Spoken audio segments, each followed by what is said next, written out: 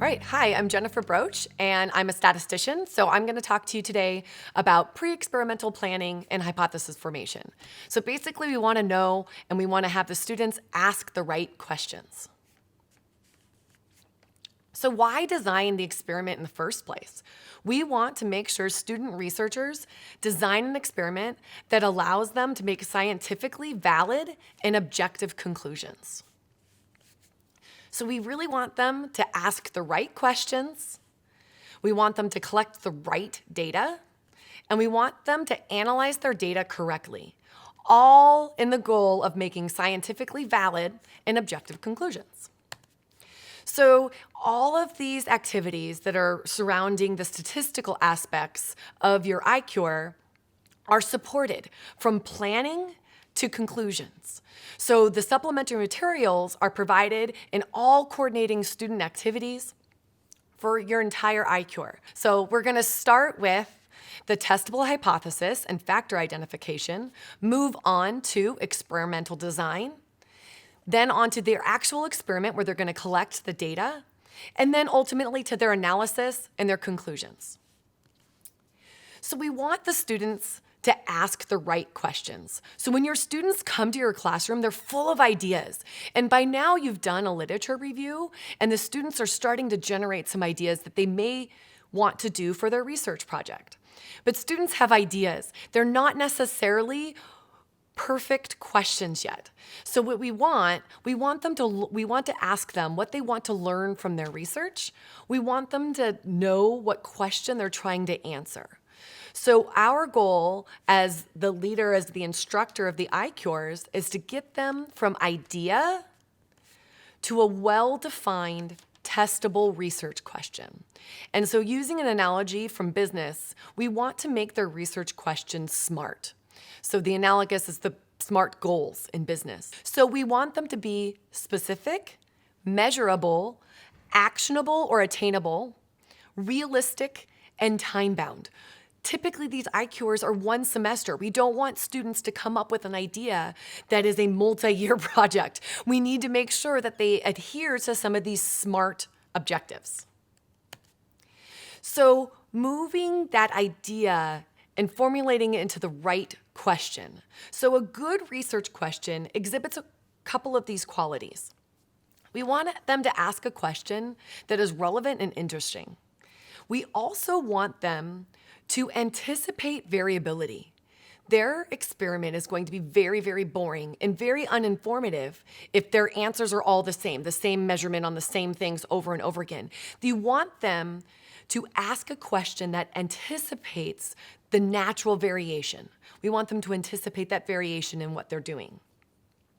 So the other thing is you want them to ask a question that can be generalized by some central tendency, by the number of yeses or the mean. You want them to be able to analyze that amongst groups of individuals. We also want to make sure that they need data. They need to collect data to answer these questions. They can't already know the answer. They have to want to know the answer. They're going to have to investigate this answer. So they need to collect data to do so. And this question doesn't already have an answer. It doesn't actually have a precise, exact answer that is already out there. So again, we want to anticipate variability and we need to collect data. So in this pre-planning phase of this research idea into research question, they're going to go through a whole circle of activities that kind of bring it from an idea to an actual research question, because we want them to start thinking critically and statistically about their research.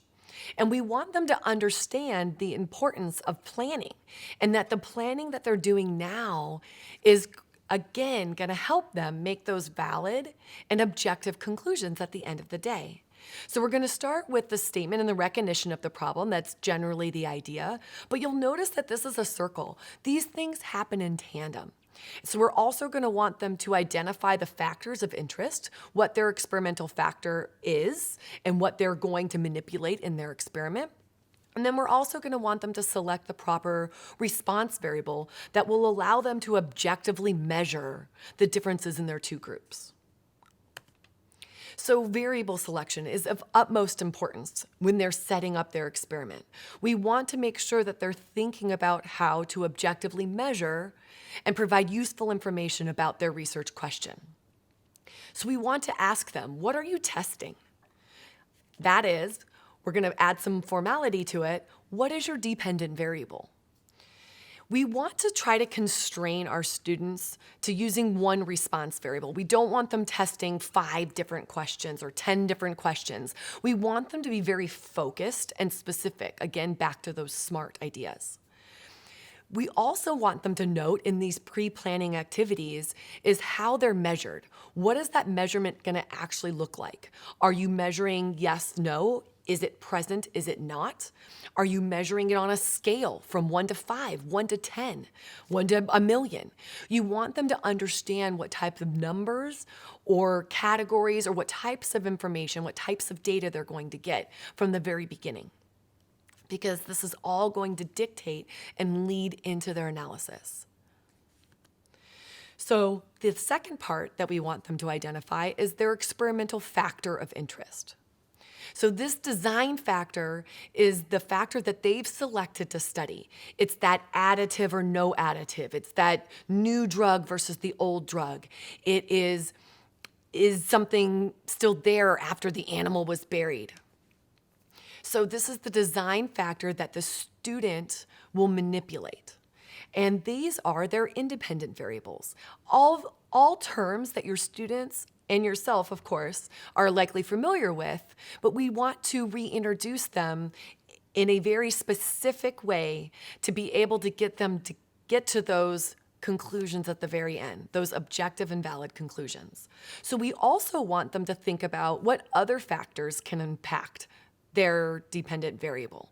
What other things are at play here? Because sometimes there are factors that you don't really care about, but they are going to impact what happens to your dependent variable. So those are typically called nuisance factors. And we don't have to worry about them too much, but we do need the students to measure them because it's going to impact how we're going to analyze them at the very end of the experiment.